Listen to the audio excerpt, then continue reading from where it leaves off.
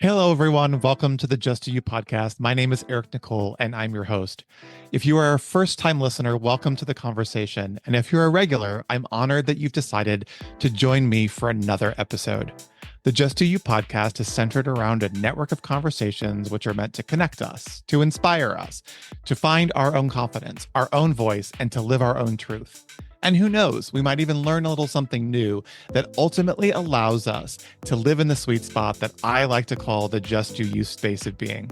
Each week, I have the privilege of sitting down for unscripted conversations with friends, family, colleagues, community leaders, and influencers that all share their own personal journeys. I hope that you enjoy our time together as much as I have. We are certainly going to laugh, and yes, we might even cry a little. But in the end, we're going to know that we're not alone during our life's journey. So, are you ready? Great, let's do this. Welcome to the conversation. Welcome to today's episode. I am really excited to sit down with my guest today. So I'm just going to jump right in and introduce Peter Godard. Hi, Peter. Hi, Eric. How are you? I am so good. I have been looking forward to this conversation all week. I have been on the road traveling and I've been spending some time early in the morning before my day got started, scrolling through your platform on Instagram, and it just put a smile on my face. And I just got excited about today's episode. So thank you again for taking the time to be here. And let's just jump right in and get started, shall we? Yeah, that sounds really great. Cool. I want to introduce you because I think it's important for our listeners to know who you are and who Peter is in the world, not only for our community, but I say for the greater good, bringing joy to the world despite, let's just call it crazy times. We'll just call it crazy times, which we are having currently. So, for our listener, Peter is the son of French Canadian and Irish American farmers and teachers, comes with a rich, diverse background with roots that gifted him with this intuitive spirit, a green thumb for growing perfect tomatoes, which we're going to talk about. I want to hear all about that, a deep commitment to justice, and an unearned racial, gender, and economic privilege that he continues to unpack. As a GenX queer man, his heart finds rhythm among those who define themselves on their own terms, which of course is the epitome of our Just Do You podcast. He talks a lot about his chosen family and how it's central to his life and is rich with diverse identities and lived experiences that are going to shape a vibrant and affirming community, which is so important in today's world. Peter lives in Chicago with his husband, Bob.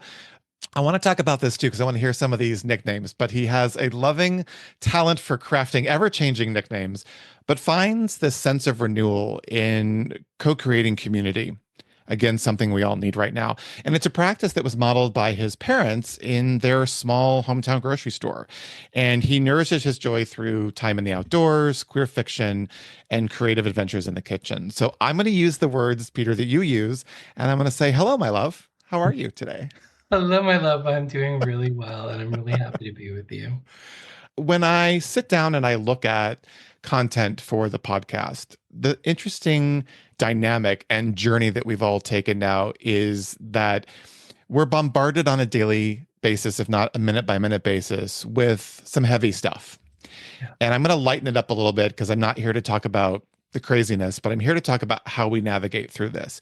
You are the founder and the Mhm. co-founder of the Social Identity Coaching Lab, which is a lab that nurtures people and organizations to really thrive and get real about equity. And I really love that powerful statement. So we're going to spend some time today talking about community, talking about coaching, talking about joy. You also refer a lot to queer magic. I want to talk about that. I want to find out what that's all about. It's going to be fun. So let's just jump right in. I want to ask you a couple questions before we get started. And I'd like to take my guests on the podcast back a little bit to their childhood. That is really where we know, and you as a coach obviously know, that's where we start to develop a lot of our personality and our behaviors and the decisions and the choices that we make. So tell us a little bit about Peter Godard, the young Peter. Let's take it back as far as you'd like to go. I want to know more about him, where you were born. Do you have siblings? Obviously, we know a little bit about your family situation, but what was that like for you growing up? Yeah, so let me start with the really happy, joyful 7-year-old Peter. Okay. So you mentioned my mom and dad were co-owners of a grocery store. It was on an island in Lake Champlain in northern Vermont. And all day long, people would come and go from the store to buy their gas and their groceries. And on a good day, I would get to sit on a stool behind the counter, chatting with the people who were working or with my parents. Like I can remember on a slow evening sitting with one of the workers in the store as she taught me how to write in cursive. Huh? So I just thought as a kid, it was totally normal that everybody in your town would come and go from your house every day. So Okay. that's part of it. I also like this was a really rural community. There were like maybe 3,000 permanent residents on the island, and it got busier in the summer. Mm. My mom would take me on adventures to go to the lake to go swimming and ride bikes. I loved school. My mom was a teacher. I come from teachers. I would line up teddy bears and teach them. And so those are a couple things that would give you a window into when I was a really little kid. Were you an only child? I was an only child Same, with same. one parent who had five siblings and one parent who had seven siblings. So I Oh, was wow. surrounded by a lot of family, even though I was an only child. So you asked about my younger self. I once had a babysitter who came over, and this will give away my age too. We had an Atari, and he was so excited. Could we play Space Invaders? And my little 7-year-old only child self said, "Oh, I'm so sorry it's broken, but we could play a board game," because I was so desperate to have someone to play with. Was it actually broken? No, of course not. Yeah, of course, the only No. child doesn't I share. could have played with that afternoon. I wanted to play a board game. I had Matchbox cars. As I can't even believe I'm telling. I've never told anyone this. I've had Matchbox cars as a kid, right? And I had a box of Matchbox cars that only my friends could play with. And then, of course, my Matchbox cars, which were, of course, in little zipper pouches and pristine. The other ones we'd shoot off the balcony into the dirt. But those were the ones they could play with. So I get that only child component of our toys. I can imagine growing up in a small town like that, in that space with only 3,000 people and surrounded by this large family. What was that like, though? Did you grow up fast? Did you find yourself experiencing things at a young age that typical young person wouldn't? Or what was that life like on that small island with the family and So, community? so as you're talking, I'm thinking about lying on my back and looking up at the stars and lying on my back and looking up at the clouds. I named my company actually Great Bear Coaching, both because I work with a lot of bears. I identify as a bear, and I hope that the coaching that I offer helps people feel like they can step into a version of themselves that they might not be able to do without support. So that's the Great Bear part. But really, Great Bear is also for the big dip because Mm. I remember laying on my back on a summer day, like looking up at the stars with my parents and just the wonder of the night sky. And I was a huge nerd. Vermont is an interesting place. There's a small town that has a planetarium, and I remember Mhm. like maybe as a 10-year-old going, and my mom would go shopping in the little town, and I would pay my $2 admission to get into the Natural History Museum so I could go see the planetarium. Uh-huh. So yeah, I don't know that I would say actually no, I don't feel like I had to grow up very Mhm. quickly. I felt there were a lot of opportunities to be bored, a lot Mm. of opportunities to do nothing, a lot of Mhm. opportunities to spend an afternoon with my cousins who were equally nerdy, just reading books. Mhm. I love it. I love Yeah. it. I miss those days, to be honest. I miss those Yeah. days when we could just lay on the grass and look up at the stars. For our listeners, we're all about education here on the Just Do You podcast. For the person who may not be aware, give us a little background on the bear community. What does it mean? Help us identify that if you can. Sure. And I'll say I'm going to introduce it and tell you I have a complex relationship with it. Okay, good. So, a bear usually means a gay man or a queer man who is larger or hairier than average. So, there's an element of body positivity to that identity. And in that, I love being a bear. Where I'll say I find complication in that is also as an anti-racist white person and you mentioned social identity coaching lab. A Mhm. lot of my work in the world is really to build a sense of belonging and equity. And like in many gay male spaces, I feel like the bear community can often be a synonym for white gay bears and differences in gender presentation or identity and differences in racial identity can often feel unwelcome. I've heard others use the term queer bear, and I guess I would say Mhm. I am a queer bear. You bring up an interesting point, and this has come up several times on multiple episodes dealing with multiple groups within the LGBTQ plus community. And that is this conversation around inclusion and this conversation around groups being identified through this cisgendered queer white male persona. And I see it a lot, even in you live in Chicago, I'm in San Diego, I see it here. There is a majority of, again, cisgendered white, gay, male, and female involvement. And so I've been very diligent in making sure within our community, within an organization that I founded here in San Diego and ran up until recently, that we included everyone. And it's such an important conversation to have and could be an entire other episode in and of itself. In that, I mean, you in describing that community, there's a lot to unpack. And I love that you distinguish your love and challenge within that same, because we all deal with that, regardless of how we identify. Yeah. We all go through that. But more than ever, I think having these kind of conversations where the community outside of our community can see that there is just this beautiful, rich, diverse, and what's the right word to say this? Up to us conversation, not up to them, but up to us. Yeah. We're going to identify as we identify. And quite frankly, it's nobody else's business, nor is it their concern. If it brings us joy, makes us happy, makes us feel whole, makes us feel complete, and a part of something, then that's all that matters. Same thing with pronouns. Do you know what I mean? This conversation about all this other, which we're not going to get into, is just deafening to me. So I love that you are authentic enough and transparent enough to say that there's two ways that you identify, but it's in having those conversations that I think we can shift that. I'll be honest with you. I did not have a lot of friends in the bear community. I'm 59. I tend to prefer a little bigger and a little scruffier, a guy that's not seemingly who I tend to attract in the dating world, but that's what I like. It's because I love the energy that comes from a community that evolves around its body positivity and its sense of wholeness and completeness within and of itself. Does that make sense? Yeah. I love the fact that the bear community really cherishes and celebrates their body diversity. And I love that. I wish that more people would do that. The more we can educate people about these unique aspects of our community, I think the better off we are. I say, and then I have another question for you. I say that all the kickback and all the pushback and all the hate that we're getting comes from two places. The first I'm not going to mention. The second is they just aren't educated. They've never sat down with Peter. They've never sat down with a trans person. They've never sat down with a lesbian or somebody who identifies as bisexual and had a conversation. So how great is it that we're having one today? So on that note, let me back up just a second. So childhood, staring up at the stars, amazing family, great opportunity to get in a space where you are comfortable in meeting people as they come through the family store.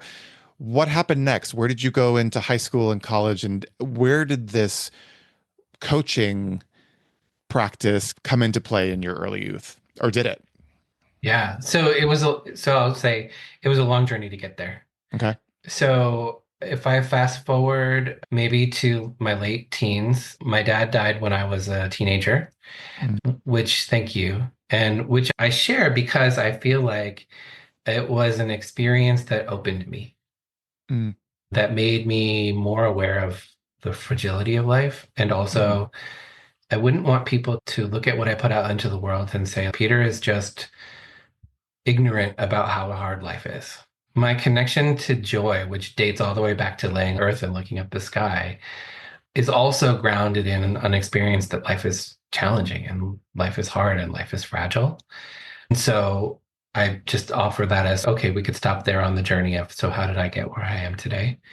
Then I moved to Chicago for college. My mom was really supportive in many ways about college. But one of the things she said to me was, she was a lifelong teacher. She said, I really hope that you won't be a teacher. And so remember, I'm the one who's lining up the teddy bears to teach them. I had in me a deep curiosity and deep love of learning and a deep love of how people learn and grow. But okay, I'm 18, fine, I won't be a teacher. Let me explore other things. And I ended up thinking, oh, I'm going to be an urban planner, and then finding my way into social science research, and then found my way into doing social science research in schools. And then ended up working in school districts for 15 or 20 years, doing almost every job you could do in a school other than to be a Other teacher. than teach. That's the career trajectory I was on. And in the work that I was doing, what I realized was that it was the connection with other people Mm, that was really, really motivating me and where I was really finding joy. And I was doing work that I was really good at, but it wasn't feeding my soul. And I was doing it in a context where, as a gay man, I felt like, oh, I can be out, I can be here, I can be myself to a certain extent, but like certain parts of me in this environment, so this work context, leave it at the door. So put all that together, I was working with a coach because I was in a new job that was really challenging. And after we had worked together through a number of years, she was saying, so what's next? We're coming to the end of our third engagement together. Like, where are you evolving? And I very meekly said, I think I might like to do what you do. And she, without missing a beat, her name is Valerie Brown. She's an amazing human being. Without missing a beat, she said, yes, you'd be very good at that. You should do that. I see that in you. And so that love of being with people, that like being the teacher, which being a coach, I don't teach. I'm not there right. to advise, but I am there to help people learn and grow. And so I think that the root is lining up the teddy bears to teach. Mm, And the adult expression really came from, I tried a lot of other things that weren't an expression of who I really am. And mhm, I found the thing in my late 30s, early 40s mm. that really is a true expression of who I am and how I am in the world. Yeah. I think the teddy bears are also a really powerful vision to the future of connection, right? In the Yeah. moment they couldn't necessarily speak. Maybe they did speak to you. I don't know. Mine did. But lining up that kind of journey and path into connection, which is so important. Sorry, lots of questions in my head. When did you come out? What age? I came out to the first person I ever came out to when I was a senior in high school. Okay. And I was out to my whole family by the time I graduated college. Okay. And this is the most joyful part of the story. I had a question when I graduated college, which was in the late 90s, as to what does it mean to be a queer person? I would have said a gay person, a gay Mm, man, going into the workforce at that time. Can I be out? And mm, I got hired into the planning department at the Chicago Transit Authority by senior vice president who was gay. There were a number of other queer people on the team. And it was one of the most joyful places I have worked until this day. But because that was my first experience, and I had been holding that question, I was like, this is the bar. It has to at least be this good. So that's what, if I look at what's the root of why I have value inclusion, I think that's part of it. And mm. from that place, many people who are important to me in my life, including my husband, came into my life because of that particular moment. I think it's super powerful to look at that because you've said a couple of things that are just what I call the Willy Wonka golden ticket. And that is we sometimes find our calling later in life. We sometimes go through the process of jobs and careers and sidetracks to get us where we are today. And I look back and I'm so grateful for the opportunities that I had and the experiences that I had, even though in the moment I didn't think they would shape what I would do today. And just like you, later in life, I've been doing events and meetings and incentives now for almost 25 years.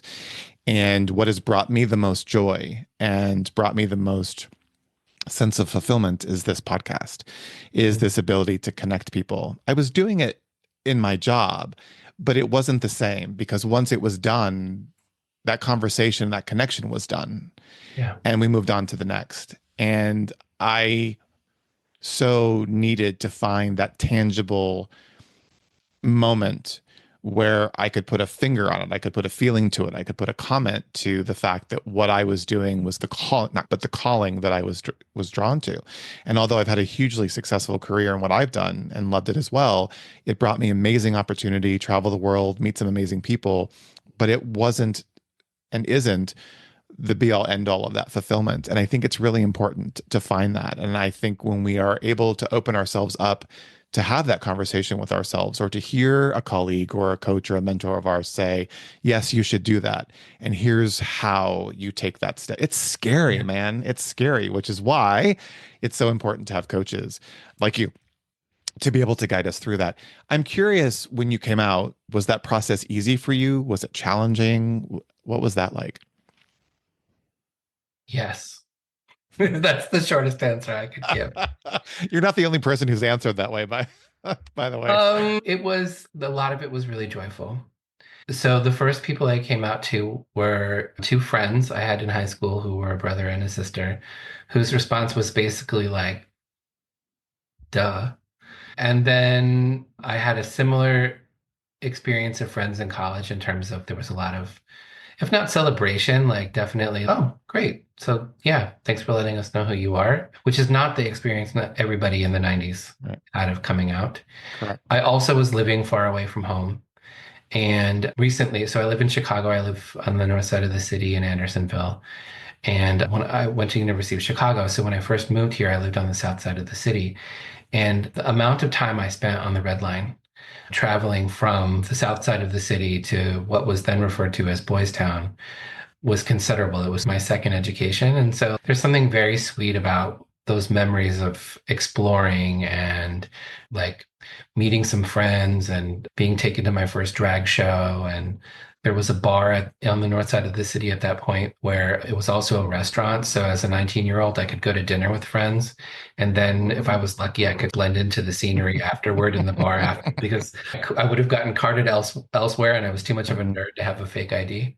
So that part is joyful. And in my family of origin, I think it was mixed. I would say coming from a very large Catholic family, I think it went as well as it could, and it was Sure. challenging. My favorite family coming out story is I had an aunt who, if I put money on it now, she was probably a lesbian herself. She lived her life as a Roman Catholic nun. So who knows? Who knows? A Roman Catholic nun who spent her whole life with one other Roman Catholic nun. So, you know, her story, don't know, but I like to think of her as a queer ancestor. Yeah. Anyway, one day in my 20s, she called me and she said, how's my gay nephew? Aw. So I was like, thanks for making that easy. That was before you came out to her, or Yeah. had you already? Oh my Yeah. gosh. That's Yep. crazy. So I It's don't know funny. if like my mom had told her or if she Uh-huh. just, oh my God, this is so obvious. Can we just end this? Isn't it typical? I had the same experience. I had really great responses with everyone except my dad, who has a PhD in or had a PhD in psychology. He's no longer with us. And he struggled, oddly enough, but everyone else was fine. But my dad's mom, Grandma Mabel, was in her, I want to say late 80s when I came out. And she looked at me and she's like, tell me something I didn't already know. And I'm like, Grandma, how did you know? And she goes, every time you come to visit me, which was a lot, you ask to eat on the good china and use the good crystal. And so I knew then, and I didn't know this until later on, but she was a stand-in ice skater for Sonia Henney in the old movies at Fox that used to be on ice. Wow. So she, of course, back then had many friends that were part of the LGBTQ community, but were not out. And so I always felt like she had this understanding and this compassion, but she had no issues with it. In fact, when she passed away, she left me all that good china and good crystal. And so I think of her often when I use it. But I think so many people, and yes, many people do not have those kind of experiences. It's difficult, it's heart-wrenching. They sometimes lose family and friends, and that is incredibly tragic. And I do say that it did cause a rift with my dad and I. It wasn't the only rift, but it caused a rift and a breakdown in communication. He made it about him, not about me. And so it was difficult to process. But I wonder what it would be like to come out now as a young person, which obviously with so much social media and so much interaction and this sense of television shows that are depicting wonderful relationships. Back when I was younger, it was Will and Grace, right? Or it was those kind of shows. So it's just interesting when I sit back and think what it would be like to have a kid now to come out and the difference that it would make having all of this external forces showcasing that it's fine.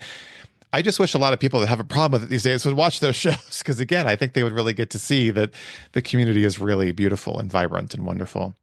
Yeah. Where did the question is going to sound redundant because we've talked about where the joy comes from. But the thing that I'm so fascinated by you and your platform and the messaging that you're putting out is, like I said, you start, I think, every episode, every post, every social media post with "Hello, my loves." As I told you before we jumped on, it just puts me, every time I watch your content, it just puts me in the space of, oh, hi, friend. I feel instantly connected with you. Not to mention, you have the most beautiful voice. Thank you. It is soothing, it's calm, it's nurturing, it's lovely, it's warm. It just gives me love. And so, where did that come from? Is that intentional? Is that something that you created, or is that just you? I would say yes, and I have a chosen family niece who is now 12. And when she was 8, I think she thought I was Quaker because every time I would see her and her mom, I would say, "Hi, friends," or "How's it going, friends?"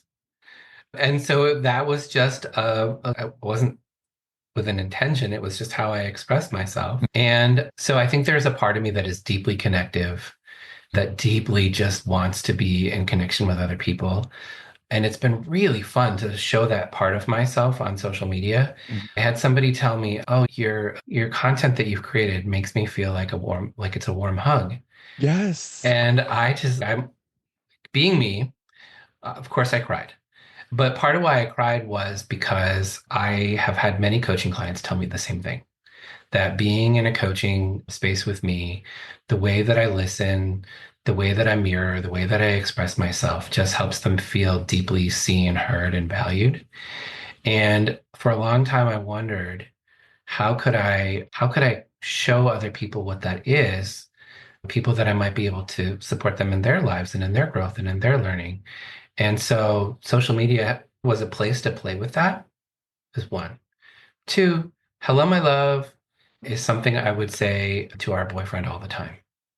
And so as I was trying to figure out, like, how do I show this part of myself to the world, the way that I would greet him just was in my mind. And I was like, oh, yeah, like this, when I would say it to him, it was about him. But like, I just feel like, yeah, I want to be in connection with lovely people and I want to spread the message you are valued and you are welcome, you are invited as part of it.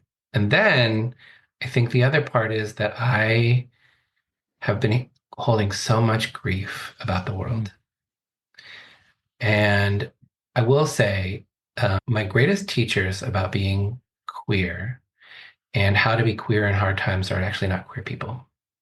It's women of color. And a particular woman of color who I adore is my co-conspirator and business partner and co-creator at Social Identity Coaching Lab. Mona one day said to a potential client, "We are very odd people. And so we may not be your cup of tea." And at first, my first reaction was, "I'm sorry, what now? Like this large organization may want to hire us. Why are you telling them that we're odd?" But the more I sat with it, the more I really have come to value that perspective. And for me, it comes from being queer and living in a large body and having been a fat kid. For Mona, it comes from being a third culture kid who grew up in a different place than she was born in and now lives in a different place from that. And we found that in her having lived all over the world and embodying all these different identities and me being queer and also embodying different identities, that there was this magic connection.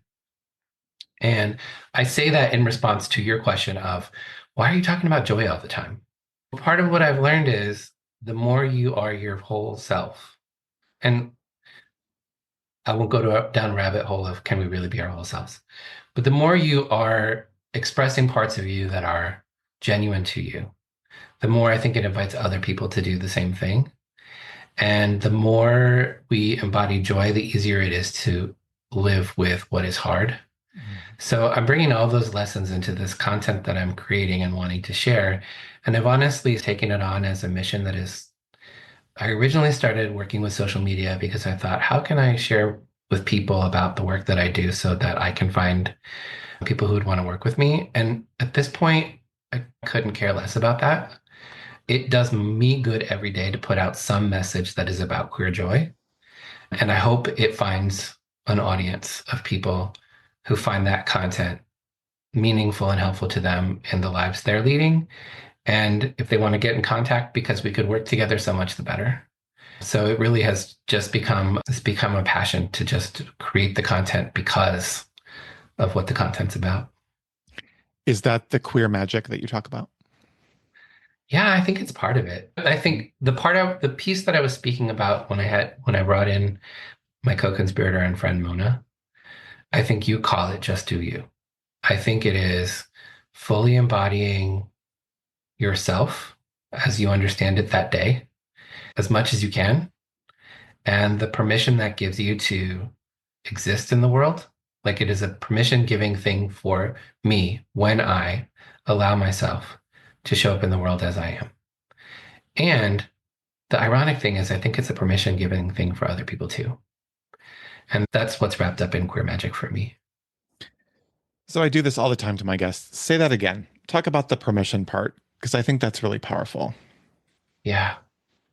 Okay. I think what I said was when I show up in the world and I give Hmm. myself permission to be who I am as I am, I'm giving myself permission to take up space in the world.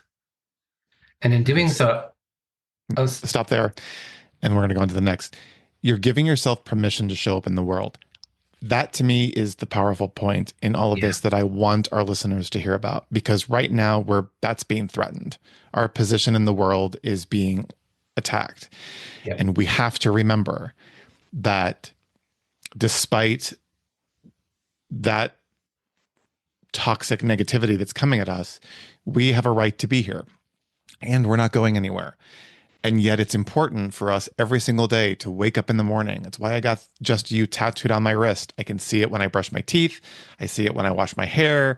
I see it when I'm doing this podcast. It's a daily reminder that I have to give myself permission to show up as myself and to be as authentic as I can and to be as gracious and as giving as I can, because I believe we're all on this earth to be of service to others and to show up for our community. But it's giving yourself permission is something that we don't teach, period, and we don't talk about. And that's something that I truly believe if we really ingrain that in people at a very young age, that mhm, we have to wake up every morning and give ourselves permission to be. And the power in giving ourselves permission to be ourselves cannot be found from anyone else, by anyone else, cannot be given by anyone else. That's the power that we hold. And if we all were to hold and harness that power every single morning and say, today, this is who I am, this is what I'm contributing, this is what I'm giving back, and this is who I'm going to be for the world, I'm clear, sounds a little airy fairy, but I'm clear that the energy would shift around where we're at right now. 100%. And listen, it's going to make me cry. I told you I was going to cry during the podcast, but it's hard sometimes to wake up in the morning these days. It's been like this for a decade. Let's just be real. It's been like this for the Yeah. last 6, 7, 8, 9 years, where we wake up and go, excuse my French, shit, what's next? What's going to happen today? What's going Mhm. to be thrown at me? What am I going to have to deal with? What am I going to have to navigate? What am I going to have to avoid? What am I going to have to process? And I've said this a lot through my own personal development, and I've heard it a lot, is what I should say. And then I use it a lot in my podcast, is that who you are in the world, despite everything that's going on, is not your circumstances. Your circumstances do not define you. Yeah. So you are not your debt. You are not your sadness. You are not all of those things. Who you are is X. And I have to say, every single morning when I wake up, I'm not great at it. I have to practice it just like everyone else. I go into the gym, hate that too, but the results are amazing. I have to practice every morning to speak into existence who I am. Because if I don't, to be honest, Peter, I don't make it through the day. Yeah. I turn the news on, I see a post on Instagram or social media, and I go down the hole, and it's hard to get Yep. out. And so, in my practice, and I'm hoping that our listeners will resonate with this, that in a practice, it takes daily work and it takes courage to give yourself permission, because you're being told in every different angle right now to not be who you are. Don't be Yeah. who you are. You can't be proud of who you are. You don't exist. We're going to wipe you off the planet by removing us from history. The good news is, the good news is we're here. We're queer. We're not going anywhere. You can take us off of a book or off of a poster, but we're here. And our community is strong and our community is powerful and our Yeah. community has been fighting back. And you have to do the same. So I encourage our listeners today, if this resonates with you, to create a practice each morning. And we're going to put access to your social media and to your website. And if people have questions, we encourage them to reach out to you and have a Mhm. consultation because I believe we laughed about this beforehand. I have my life squad. Some people have their glam squad. I have my life squad. In my life squad are coaches, mentors, nutritionists, trainers, those people that hold me to account. So I encourage people that if they find themselves in this spiral, in this space of feeling unworthy or not enough or Mhm. afraid, don't let that exist in your head. Get out and have a conversation, have a consultation with someone like Peter, and to be able to find that path and that journey so that you can wake up in the morning and practice that you are worthy, that you are a gift, and that you are valued. And I say seen and acknowledged. Peter, it's interesting when you were sharing a little bit, I've shared about this drag queen in Puerto Vallarta a lot. Her name is Mama Tits. And I was there at a very interesting time in my life. I was coming out of a divorce, finding myself, and my friend said, "What better place than go to Puerto Vallarta? We find you." And boy, did I find me, I'll tell you that. But I was sitting in a drag show, and this drag queen, Mama Tits, larger than life, boisterous, and just saucy and everything else, at the very end of her show said, "Remember, my loves, surround yourself with people who celebrate you." And it changed my world and it changed that trajectory. And so conversations that we have like this and the conversations that you have with your clients are really designed to have you stand in a space where you're surrounded by people who celebrate you and to not let Yeah. those who don't weigh in. What are some of the things that you find are common threads in not only your clients within Great Bear Coaching, but also within the lab? What are some of the conversations that people are having with themselves? Yeah. Yeah. I think just building on what you've been talking about, I think how do I stand in my power is almost never the reason somebody comes to coaching. But I have learned to stand in my power is very often the outcome of a coaching engagement. Okay, so it's not why they come, but it's the ultimate result. Yeah. Interesting. And what I'm hearing in what you just said, what I'm hearing is get your squad, get your people, get your community, find out what resources you, Mhm. find out what makes you joyful, and practice it every day. And Mhm. ultimately, those are the things that lead to standing in your power. So often people will come and say, oh, I've got a toxic workplace. I got to get out of here. Might be a reason to come. What would motivate somebody to say, okay, yeah, I'm going to take the time, I'm going to invest my time, money too, but Mhm. often time is the biggest barrier Yeah. in having a coach. I'm in a toxic work environment. Or Mhm. I've had this experience in my life. I think you mentioned you did too. I've just had a divorce and things feel really unformed in my life right now. And I don't know which way is up. And I've defined myself in this way up until now. And now things are different and I don't know where to go. Or I joked for a while. I can't tell you how many people I have coached through their 40th and 50th birthdays. You may be There, coaching me through my 60th next year. there is something about, and I think I just love this is like some of my favorite work is I have been successful in a way, and I don't want to do that anymore. Doing that for another 20, it has served me for 20 years, 10 years, whatever, is not going to serve me for another 10 or 20. So how do I take what I know, take the value I bring into the world? How do I take who I am and situate myself to shift and to create a life for myself that is different from Mhm. the one I've lived up until now? So those are some of the reasons somebody might come to me as a coach and what we might do together, just to offer maybe some specific things that listeners to this podcast could walk away with. Oftentimes, there's a component of practicing mindfulness. So there's a lot of somatic and mindful tools that I can share a link to with you that you could share with other folks to just help people slow down. A big part of the coaching process is helping people learn to listen to themselves. And I think that's part of like, why don't we just do you? Well, if we don't even know what we want, if we're not clear what we want, how could we do it? And we live in a culture that likes to use shame and Mm. power. and erasure to prevent us from knowing what we want, to say nothing about acting on it. Yeah. I think people can really relate. I know for myself, in what you say, it's interesting. I had an experience a couple of years ago as an event producer and meeting planner. I've loved my career. I've had an amazing career, traveled the world, seen amazing things.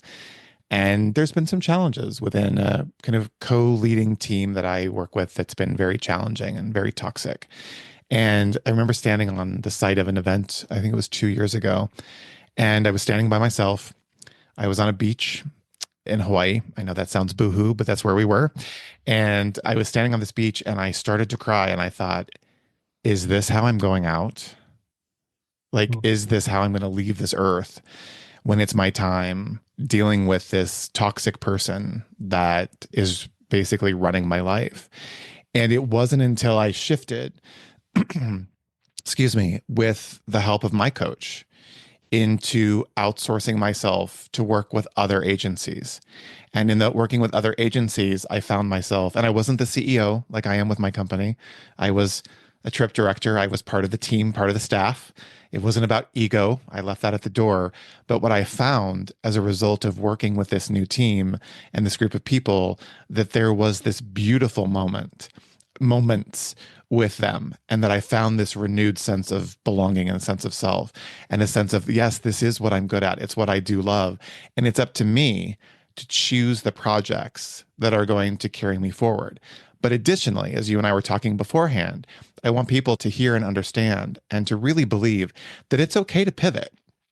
It's okay. We come from a culture and from a parents who, my mother was a teacher for 35 years, same school.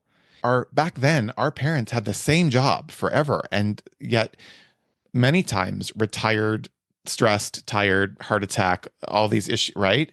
And so when I took a look at that, I thought, how am I going to go out? What's going to be my legacy? And I sat down, did the work like they would with you in working through this process. What brings me joy? What brings me happiness? What brings me fulfillment? What's going to bring me that sense of, yeah, I made a difference in the world? Because I know that I did with the events, right? I'm clear that doing the Oscars and Golden Globes, somebody in that party of 1,500 people had a great time, so I'm clear on that.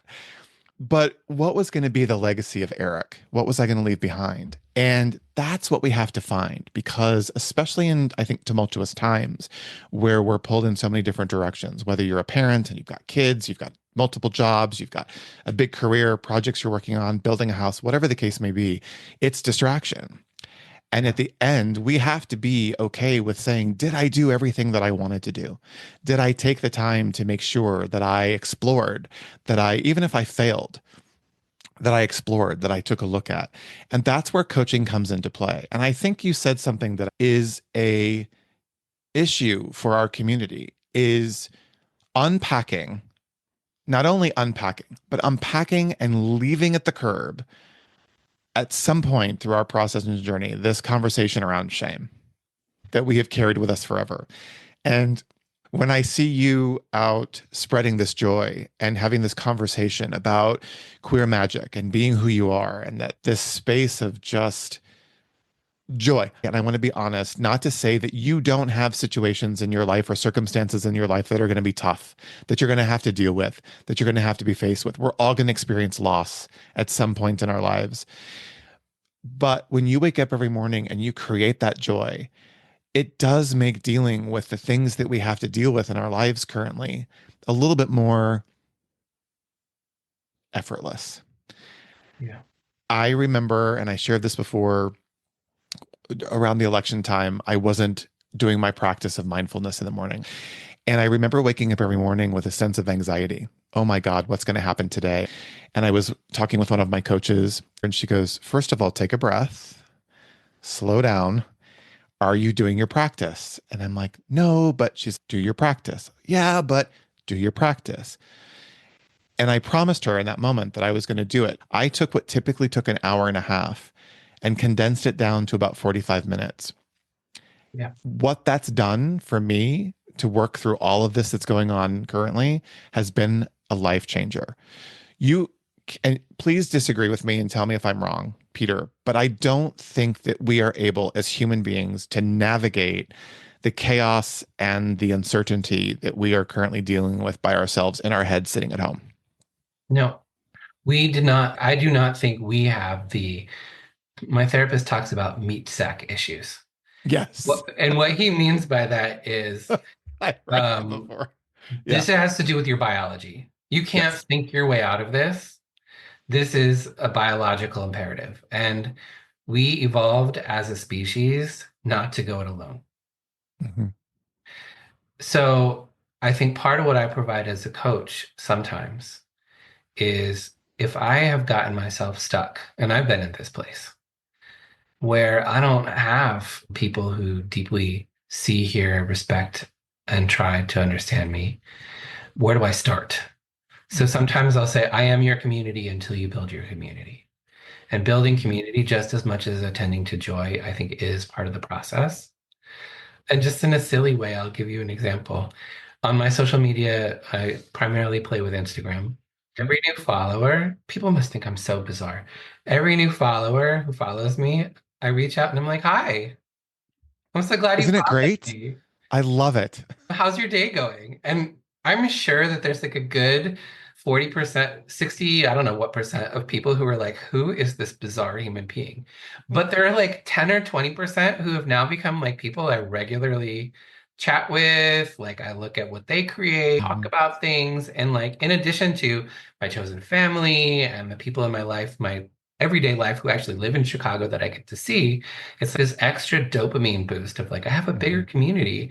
And as a kid Mhm. who grew up in a grocery store thinking that everybody in the world should come and go from the downstairs of their house, like, this is Yes. really good stuff. But I think it's also really important, Peter, that the people who may not interact with you when you reach out and say, hey, how are you? Or hello, loves, I'm clear that just that interaction, even though they may not know how to respond, you made a difference in their life because you made connection in a place where connection is not reality for the most part, in a Yeah. place where we're looking at fantasy, we're looking at things to distract us. I'm behind a little bit, but I have a promise to myself to reach out to those that follow and say, thank you for following the podcast. Thank you for following and listening. And please let us know what you want to hear, what you want to talk about. And I've actually found some guests that way. So it's super important. And I said this to you before we hopped on. Sometimes we question whether the work that we do within the social media field is making a difference or an impact. And someone that I consider to be a coach said to me, yeah, but what if you made a difference with one person and changed their life or changed their perspective or educated somebody on what the gay community is all about? You've done your job. That one person will now go out and spread that. So I'm super grateful to you for not only creating that for yourself, but putting that out to the world. And we're going to share your social media with our listeners so that they can just get a glimpse of who you are in the world. And this has become my mantra to my guests, and that is the world is a better place with you in it. And I'm so grateful to have crossed paths with you and to have spent a little time in your joy bubble. And I will say this as we start to close this out. You talk a lot about chosen family, and not everybody knows what that means. And so, could you just take a minute and just talk about the distinction between biological and chosen family and the importance of finding that chosen family if you don't have anyone in your life? Yeah. So I'll say this. For me, I am very lucky, and my chosen family is a Venn diagram with my bio family. And so let me be clear. Chosen family means the people who fill the role of family in your life, meaning they help you feel like you belong, they help you feel like you're seen, they help you feel like you're supported, and they may or may not be related to you by birth. For some people, their chosen family has zero birth family members, but they're the people who support you and love you and care for you in the world. And so for me, that is an incredibly important concept. And it's incredibly important for me also that it be multi-generational. Mm. So we have 20 somethings in our chosen family, and we have 70 somethings in our chosen family. So, It's beautiful, isn't it? It really is. I love my biological family, but also my chosen family that spans the world. I have people all over the world that I've met with my travels and consider them to be that chosen family. And it's so diverse, yeah. so diverse. And what I love about that reality of chosen family is that you get to choose. I always surround myself with people who not only celebrate me, but celebrate others. And I used to struggle with that. When she first said that in her show, I worried. I was like, is that a little conceited? Is that a little arrogant to only surround yourself with people who celebrate me? But I realized in the people who were celebrating me, they also celebrate themselves and a lot of other people. So I had to shift that inner dialogue in mind that, oh, how selfish is that I'm only surrounding myself. But I got to tell you, I call it my inner sanctum. My inner Got it. sanctum is ride or die, man. I'm telling you, we are there for each other through anything. So I encourage people who are listening, if they're lonely or not feeling connected, start to think about the things that you love to do in your life. What are some of your passions? Is it art? Is it music? Is it pride? What is it? Movies, theater, whatever that may be. And take that step. Get some of that courage to go out and start meeting people. You will meet people doing things that you love to do, and it's a much easier conversation to connect. My jam is going to art galleries and shows and pride and bowling this Saturday with HRC. So various things that I get to meet my tribe. So I encourage people to do that. So again, we will make sure that people have access to not only your social media to watch you in action, but also to your website to learn more about what you offer and how to get connected with you. I'm going to say it again. The world is a better place with you in it. I really thank you for being here. Two quick final questions, and I'll let you go. What's Okay. next for Peter? Well, more of the same is one Good answer. answer. Good. I have found my jam in sharing joy, community, and care. And I don't really know where that's taking me. So I'm following a wave of what's interesting and what brings me passion. And I have never regretted following a wave before. We'll have to see. We'll have But to see. You are welcome back anytime. There's a lot to talk about, and you're just a joy. And I just adore you. And I'm so glad that you were here today. My final question to you is, and I hope I get through this without sobbing, if you could go back to that young Peter laying on the grass, staring up at the stars, what would you say to him about his life today? what would I say to him? Oh, wow. I know what he would say to me, Okay. which is, damn, really? You got to be kidding. That's amazing. We're doing what? We love who? Mm, Yeah. I love it. I Yeah. love it. Well, again, thank you for being here and thank you for sharing your joy with us today. I feel like I can conquer whatever I need to conquer today, and it's a lot. So I'm grateful to you for spending some time with me this morning. Yeah, I'm grateful for you as well. I'm thinking about Anne of Green Gables. I feel like I've met a bosom friend. Yes. And if that's not the gayest thing we haven't said today, I don't know what is. Ta-da! All right, Peter, we'll chat soon. Okay, take care. Take care. All right, everyone. Thank you again for joining us on today's episode. I hope our conversation resonated with you like it did me, and I cannot wait to sit down with you all again next week. Remember to subscribe to the Just Do You podcast on your favorite platform so you can make sure not to miss a new episode, which drop every Thursday. If you like what you hear, you can easily share the podcast and episode directly with your friends. And if you would, rate us and leave us a review. We'd love to hear from you. You can also follow us on Instagram at Just Do You Pod. As you go out into the world today, remember to just do you. All right, talk next week.